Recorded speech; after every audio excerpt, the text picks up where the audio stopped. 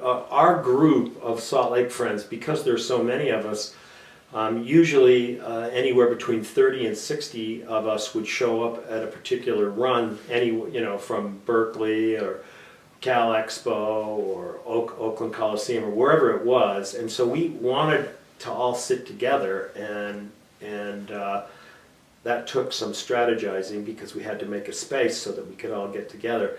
And so we never ever developed an urge to be on the front row of the Grateful Dead. There's a group of people who like to be right up against the band.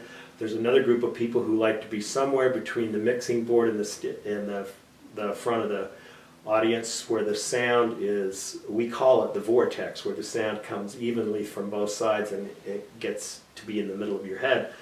Ended up that on the last show of the last day that they were here in the '95 tour,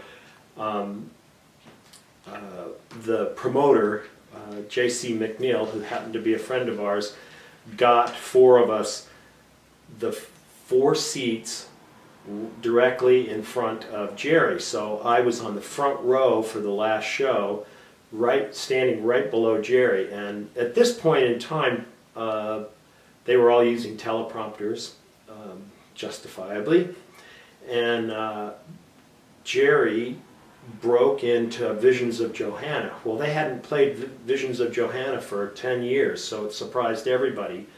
And I was standing right there, and Jerry had his monitor and his vocal mic, so he would turn to the monitor and read the words, get up to his vocal mic to sing, and then play his guitar. And when he turned to play his guitar, he was looking down at me almost half the time during the tune. Well, he got to the end of the tune, and I think it was a combination of him not singing the tune for a really long time, or at least not performing it for a really long time, and the beauty of the tune, but he started to choke up.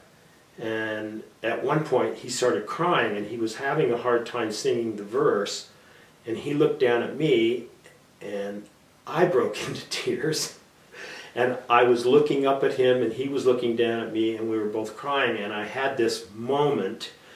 I know a lot of people say Jerry looked at them, but he really looked at me, and we had this moment of emotional connection, and it was extremely powerful.